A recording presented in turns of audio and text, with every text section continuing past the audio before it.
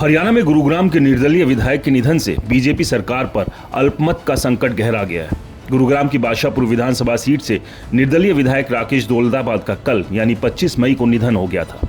हरियाणा विधानसभा में मौजूदा वक्त में कुल बहुमत का आंकड़ा 44 का है, लेकिन भाजपा सरकार के पास अब 42 ही विधायकों का समर्थन बचा है। ऐसे में विपक्षी फिर सरकार को फ्लोर टेस्ट करवाने के लिए घेर सकते हैं। कांग्रेस और जेजेपी पहले ही गवर्नर को लेटर लिखकर नायब सैनी सरकार के बहुमत साबित करने की मांग कर चुकी है।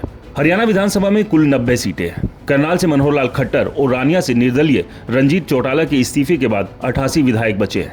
इसके बाद बादशाहपुर से निर्दलीय विधायक राकेश दौलताबाद का निधन हो गया है। ऐसे में अब कुल विधायक 87 रह गए और बहुमत का आंकड़ा 44 हो गया है। लोकसभा चुनाव से पहले भाजपा ने मनोहर लाल खट्टर को सीएम की कुर्सी से हटाकर लोकसभा टिकट दे दी। उनकी जगह नायब सिंह सैनी सीएम बनाए गए। उन्हें भाजपा के 41, हलोपा के 1 और निर्दलीय समेत 48 विधायकों का समर्थन मिला था। हालांकि पहले खट्टर और फिर सरकार के समर्थन वाले रंजीत चौटाला ने इस्तीफा दे दिया। इसके बाद लोकसभा चुनाव के बीच 3 निर्दलीय विधायकों धर्मपाल गोंदर, रणधीर गोलन और सोमबीर सांगवान ने समर्थन वापस ले लिया, जिसके बाद सरकार के पास 43 विधायकों का समर्थन बचा। मनोहर लाल खट्टर के इस्तीफे के बाद भाजपा के पास अपने 40 विधायक है। इसके अलावा उन्हें हलोपा के गोपाल कांडा और निर्दलीय नैनपाल रावत का समर्थन प्राप्त है।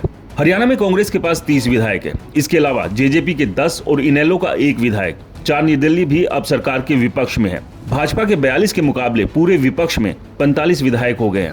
हालांकि जेजेपी की ओर से अपने 2 विधायक जोगीराम सिहाग और राम निवास के विरुद्ध स्पीकर को दल बदल विरोध कानून के अंतर्गत याचिका दी गई है, जिसमें दोनों की सदस्यता समाप्त करने की मांग की गई है। अगर यह मंजूर होता है तो विपक्ष के पास ज्यादा विधायक होंगे।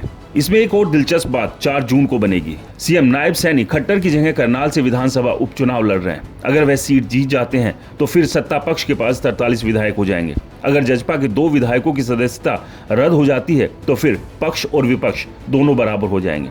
क्या हरियाणा में बीजेपी सरकार गिरने का खतरा बना हुआ है? तो ऐसे में जानकार कहते हैं कि ऐसा नहीं है। सीएम नायब सिंह सैनी की सरकार ने 2.5 महीने पहले ही 13 मार्च को बहुमत साबित किया, जिसके बाद 6 महीने तक फिर अविश्वास प्रस्ताव नहीं लाया जाता। इतना समय बीतने के बाद अक्टूबर-नवंबर में हरियाणा में विधानसभा चुनाव होने हैं। फिर ऐसी मांग की जरूरत नहीं है। यानी कि फिलहाल नायब सिंह सैनी की सरकार पर कोई भी खतरा नहीं है। इस खबर को लेकर आपकी क्या राय है, हमें कमेंट्स कर जरूर बताएं।